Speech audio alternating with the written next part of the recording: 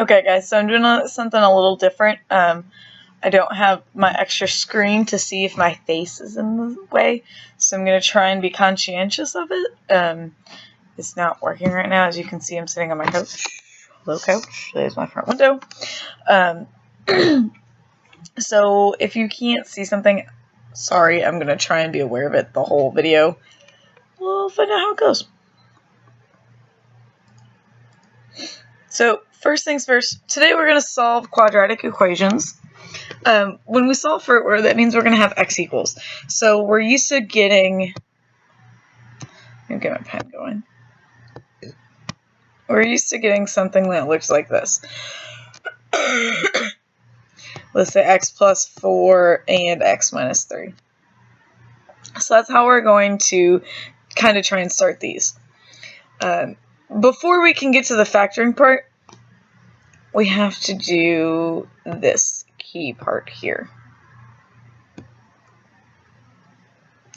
We have to rewrite all of my equations so that they're equal to 0 first. You cannot factor until they're equal to 0 if they're in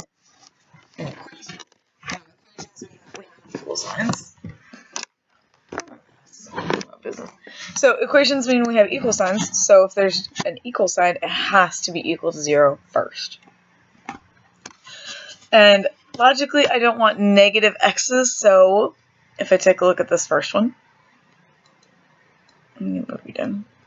If I take a look at my first one, usually I would subtract over that x squared to get everything on the same side, but I want to keep my x squared positive, so I'm going to subtract 24x to both sides.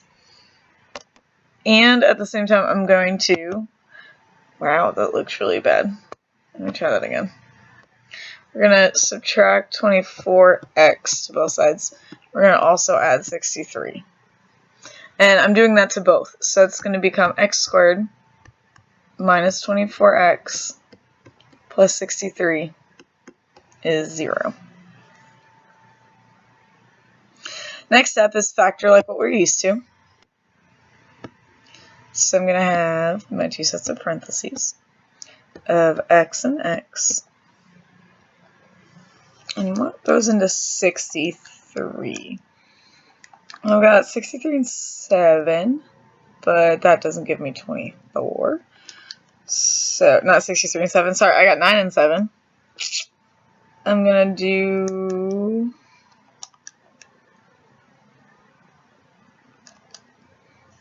63 is 21 and 3. Negative 21 minus 3 will give me negative 24. And negative 21 times negative 3 will give me 63. So, the hard part's out of the way. And I write massive. So I have to move that down. So next idea is that logically, if something's being multiplied together and it's equal to 0, one or both are equal to 0. So because of this is the cool part, I can take each set of parentheses, pull it apart, and set it equal to 0. Now to solve that for an x value, I just do the opposite of what I see for each one. So this one I'm going to add 21. So one of my x's is going to be 21. This one I'm going to add 3. And my other x is 3. So in all of these today, we're going to have two x values. Just like we had two sets of parentheses, we're going to have two x's. Let me scoot that over just a smidge so I have more writing room. So first things first, get everything equal to 0. I have my x squared over here. I want to keep them positive, so I'm going to subtract 48. So I have x squared plus 8x minus 48 equals 0.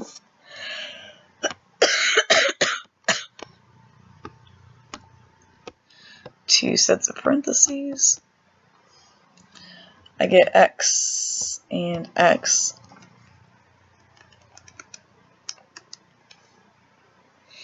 .48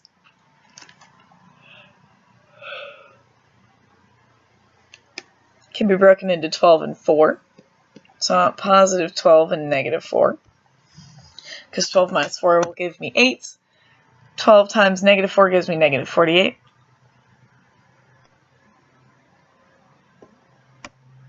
So that means x plus 12 equals 0 and x minus 4 equals 0. Subtract 12. So x is negative 12. Add 4. And x is 4. In this case, I had two opposite signs. This one I had two positives, and this one I have a negative and a positive. It doesn't matter, as long as you get your answers. It all depends on what your sides are. So if you have a negative and positive sign in here, you're going to have a negative and positive answer. If you have two negatives, you'll get two positives. And then if you have two positives in your parentheses, you'll have two negative answers. So I'm going to switch this guy over here so I don't interfere. My video on my face doesn't mess it up.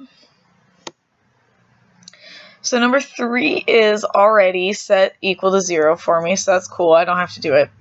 However, it's got a number in front, so we're going to be doing my t factoring. So I have negative 15.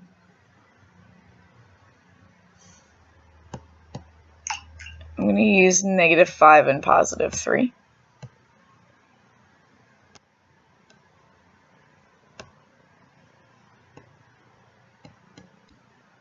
Because negative 5 plus 3 will give me negative 2. And negative 5 times 3 gives me 15. So we're going to rewrite my problem. So I have 5x squared minus 5x plus 3x minus 3 equals 0. Take a look at the first two. What divides out? I can divide out of 5x.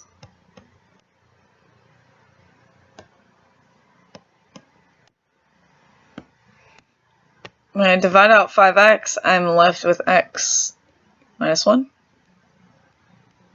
So I'm going to leave a little space and write x minus 1. Taking a look at the second two terms, 3 divided by 1 equals what?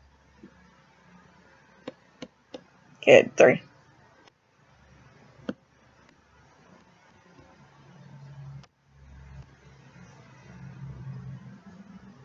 So my answer is one of the copied, and the other stuff put together.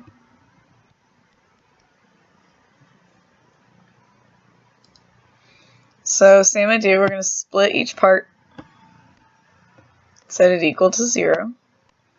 So I have x minus 1 equals 0, and 5x plus 3 equals 0. We're going to add 1 to both sides. So x is 1. We're going to subtract 3. We have 5x equals negative 3. X is still not by itself yet, so we're going to divide both sides by 5. So x is negative 3 over 5. I would just leave it a fraction. It'll make your life easier.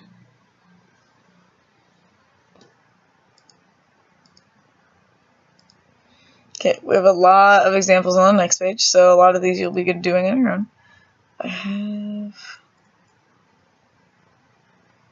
I want you to do the odds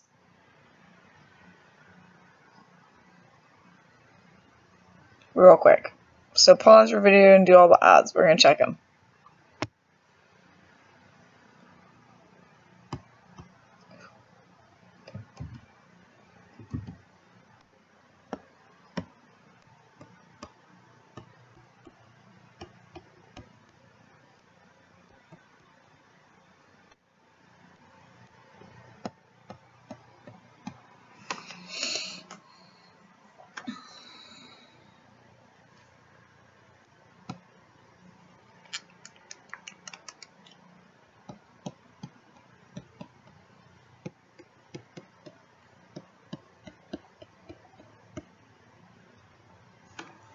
Here's number 5.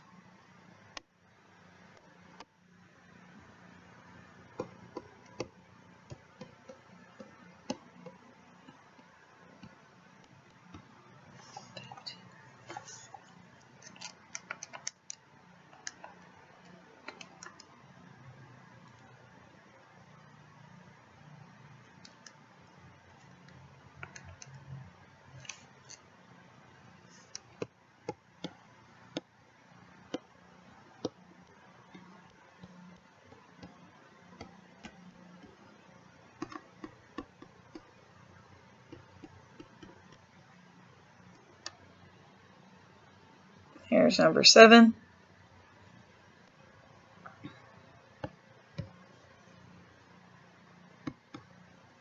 Oops.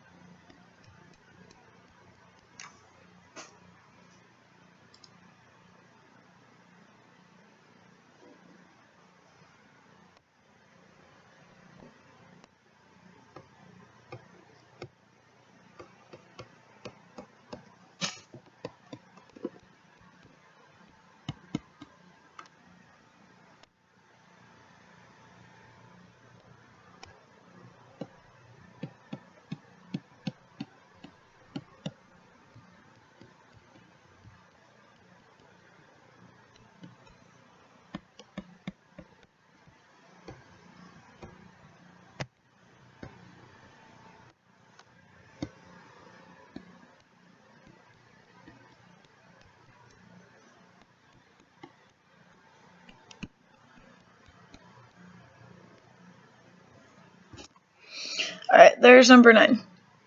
If you're able to get all 3 of these on your own, awesome. Go ahead and move to your homework. If not, we're going to work through the next 2, and then I'm going to want you to do the other 2 on your own.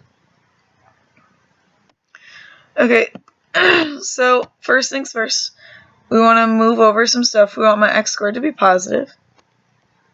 So we're going to subtract over the 3x, and we're going to subtract over the 54.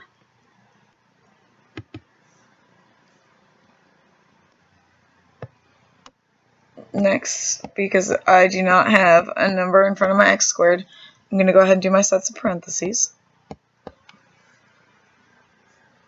So let's think, what goes into negative 54? But adds to negative 3. About 9 and 6. So I want negative 9 plus 6, because that's how I'm going to get that negative 3. So I have x minus 9 equals 0. So x is 9. I have x plus 6 equals 0. So I have x equals negative 6.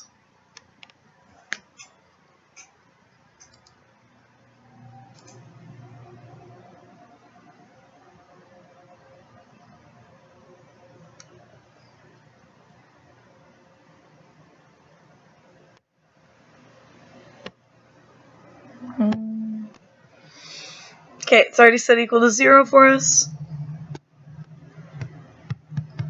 So I have x and x. Multiplies to negative 16, adds to 6. Negative 8 plus 2.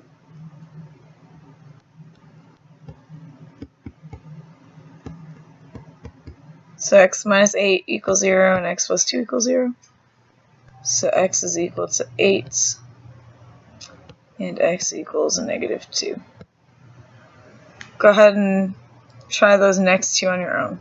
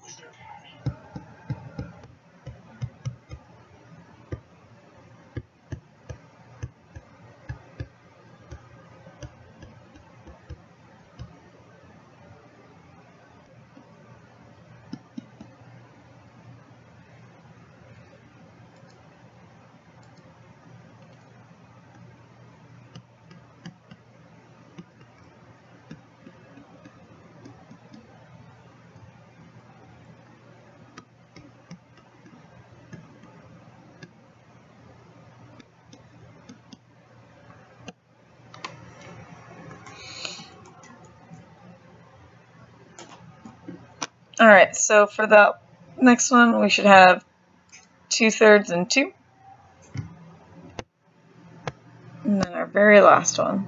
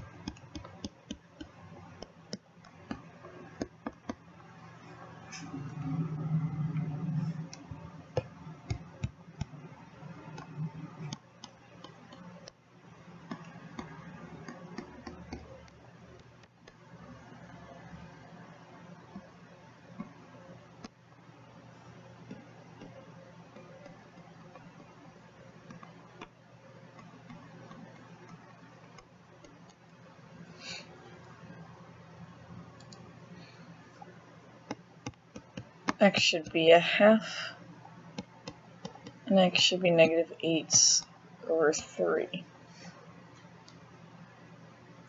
Alright guys, go ahead and do your homework.